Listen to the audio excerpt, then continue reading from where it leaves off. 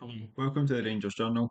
My name is Kai Watson, and today is going to be the first video in a new series where I take a look at some different leagues and nations that Rangers could be targeting players from.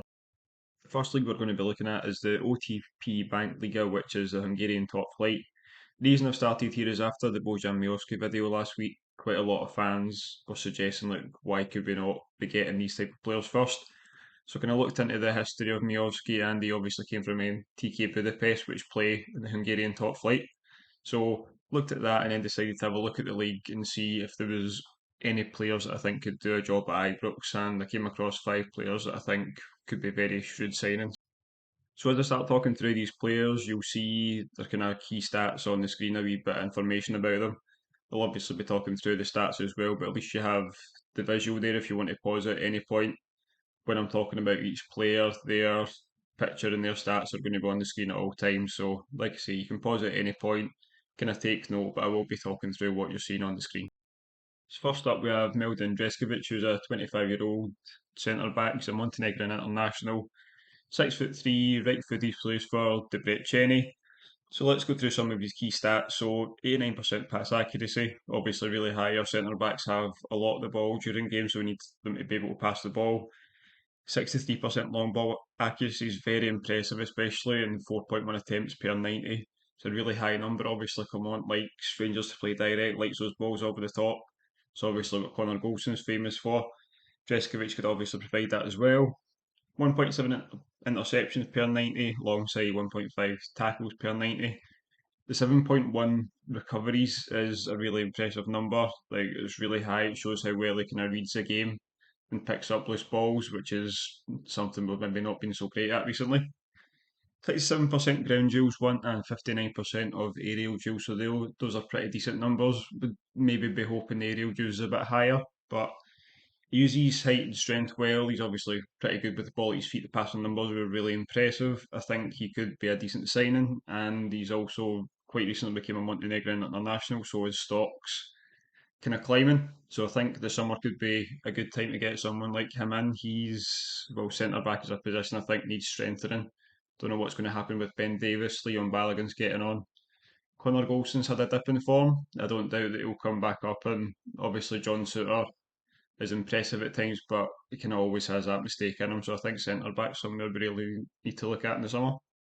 And on that note, I decided to stick with a centre back for the next position. So Ilya Berashvili, the 25-year-old Georgian centre back, again 6'3", right-footed, plays for Mezikozved Zori. Apologies, I've definitely butchered that.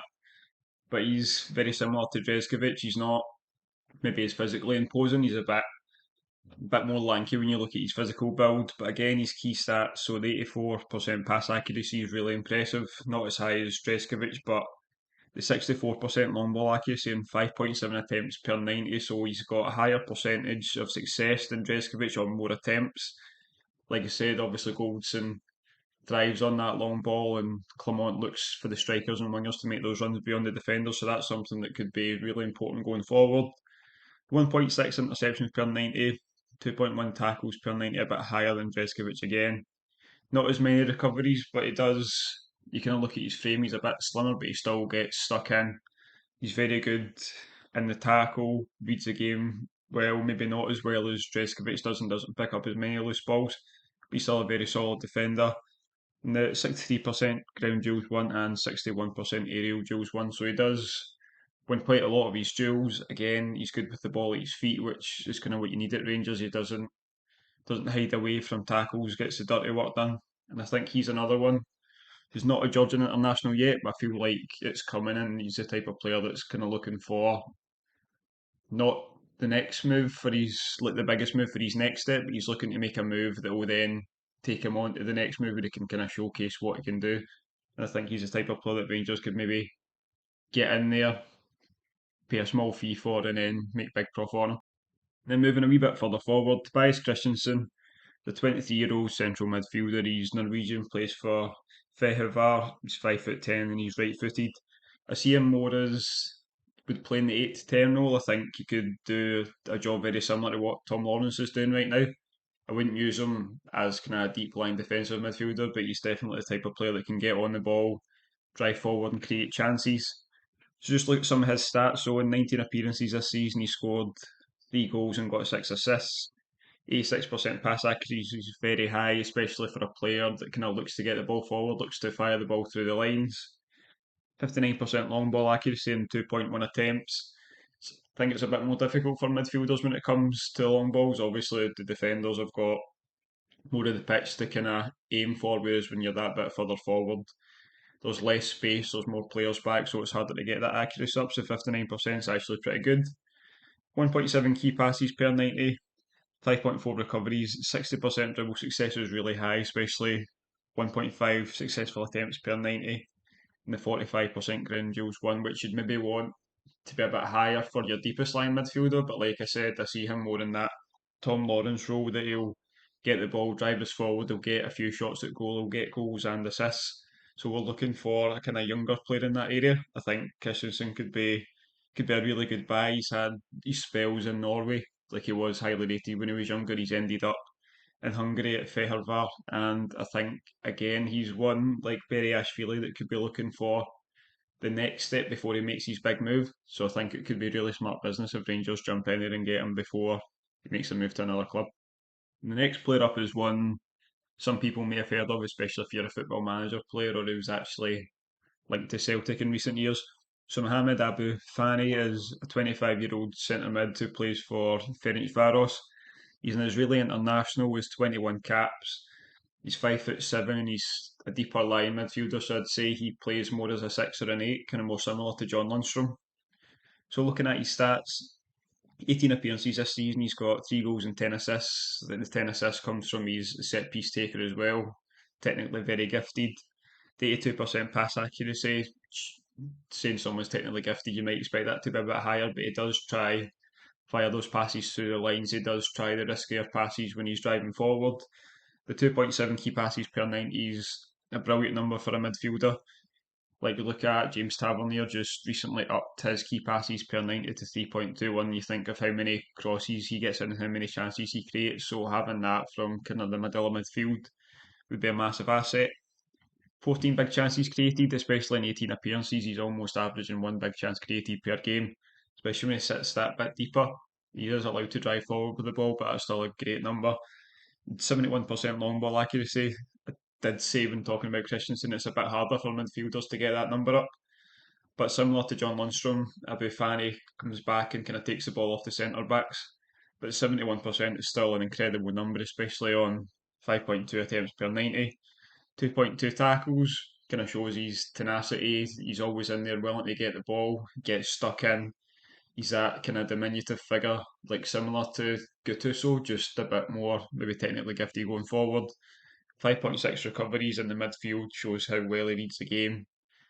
And the 56% ground duels won on 4.3 per 90. Like he gets stuck in, but he is an all rounder in the midfield. He's creative from deep. Like I said, he's a set piece taker as well. He's technically gifted. I think it could be a brilliant signing. Obviously, Celtic have looked at him previously, nothing ever came of that. But I think he's one that clubs may be looking at in the summer. It's a bit more high profile, so he might cost that wee bit more, but he brings absolutely everything you need in that midfield. And if you're looking for kind of a Ryan Jack, John Lundstrom replacement, I think having Abufei could be the perfect solution. Then the final player we're looking at, Marquinhos Costa, a 24-year-old left wing. It's Brazilian. He also plays for Ferencvaros. 5'7", he's right footed coming from the left. Very exciting player if you've ever managed to catch Ferencvaros. Obviously, they've been in the Europa League last season, the Europa Conference League this season. They're so quite an exciting side to watch us try and play football, which most would consider the right way. They get the ball down, pass it about. They've got players like Costa on the wing that can create for themselves. So let's look at some of his stats. So in 17 appearances, he's got 5 goals and 4 assists, which averages out 149 minutes per goal contribution. 2.6 key passes per 90s, again really high, shows kind of the amount of chances he's created, and potentially if the forwards were a bit more clinical, they'd have more than those 4 assists. 1.5 tackles per 90 and the 5.1 recovery shows the tenacity and the effort he puts in at the top of the pitch to try and win the ball back. Which is obviously something kind of fans love. We've seen it with Cortez recently, the massive cheer he got when he came on. and they won the ball in the corner. Just showing that tenacity really gets the fans on your side, and it also helps if you're a player that's kind of technically gifted and can beat defenders. So speaking about that, the 53% dribble success, 1.9 successful attempts per 90. Again, a really high number when you compare it to kind of league averages. He's very technically gifted, good at carrying the ball, enjoys beating defenders, which is something we don't always see from wingers. Again, he's right footed, so he looks kind of cut inside, which we've not been used to seeing as much recently.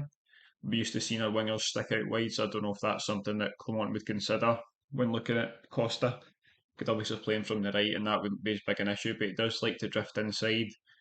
He does like to try and create before having the shot himself, but not kind of to the extent that Ryan Kent would not have the shot and rather than try and create from someone like he will have a shot at goal. He's scored obviously the 5 goals in 17 appearances. Very exciting player to watch, but like I say, he does try and create for others first. And he's one again that's a wee bit more high profile. He was linked to going to Pumas in Mexico in January. Nothing ever transpired from that, so there obviously is attention there. I think the fact he plays for Ferencvaros as well, they're probably the most high profile team in Hungary. And obviously them being in Europe, it's kind of easier to see them than it is maybe to see some of the other sides. So that's it for the first episode. That's the first 5 players we've looked at. I hope you've enjoyed it so far. Like I said, it's something that I've been doing on Twitter quite a lot. I hope it kind of translates well to video. So I'd love some feedback if you could let me know anything that I could do to make it better, anything you'd like to see changed, even drop in the comments any leagues you'd like to see next. I have a few ideas kind of looking at Clement's recruitment and what he's done in January in previous clubs for where to go next. But please leave some comments and leagues you'd like to see me cover also. Thank you for watching. As I said, likes and subscribes are massively appreciated. We've got lots of exciting things coming in the channel, including the podcast, which is launching on Monday and will be hosted by Scott Mackay. If you follow us over on Twitter, you'll see lots more about that. But big things are coming. Like I said, this is the first episode in this series. This will be the Friday video. On Thursday, we've got some really exciting guests coming on to talk all things Rangers. And every Monday from now, we'll be having the podcast. And again, we've got lots of great people coming on that, exciting guests coming up. So things are really exciting, and I hope you join us along in the journey with the Rangers Journal. So again, thanks again for watching, and have a great day.